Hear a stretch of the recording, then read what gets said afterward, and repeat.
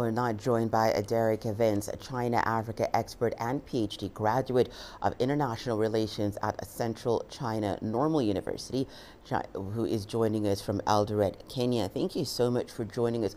What are your thoughts on the Belt and Road Forum, and especially that keynote speech by Chinese President Xi Jinping?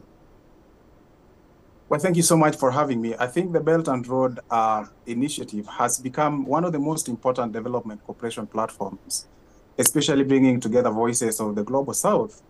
And it is great to see a decade of this initiative being celebrated this week in Beijing.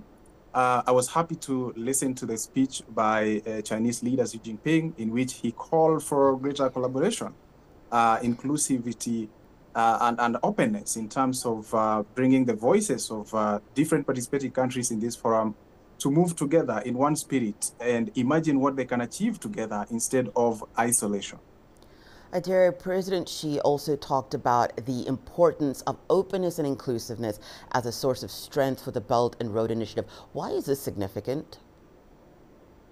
Well, it is significant because if you look at every country, many of the challenges that they are struggling with are not unique to them.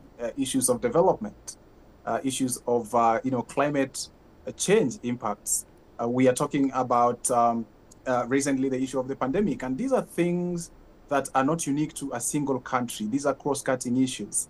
Economic slowdown is currently facing the whole world, and therefore the spirit of openness, the spirit of inclusivity is, in my view, one of the best ways forward so that countries can have dialogue that is honest, dialogue that is open, that is transparent, and that is inclusive. And as you know, the UN is trying to mobilize countries, member states, to achieve sustainable development by the year 2030.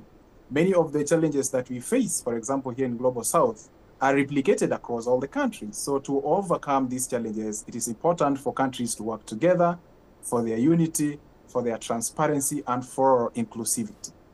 Adira, I think you touched on this a little bit, but the other important element raised by President Xi is China's desire to uplift itself while also helping other countries to better themselves. How is this likely to influence or impact the global development agenda?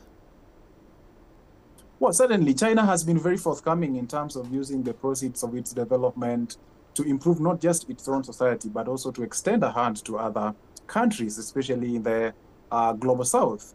Initiatives like the Belt and Road have been warmly welcomed. If you look at the participation of over 140 countries, over 32 international organizations converging in Beijing, it simply tells you how important the world treats China's goodwill towards inclusive and mutually beneficial development.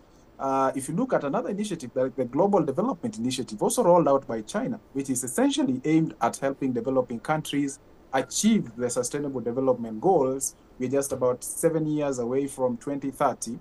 And so if the actions by China really speak towards its own modernization, but also sharing that experience, sharing the capital, sharing the technology, as well as know-how with other countries in order to master their own sense of development as well.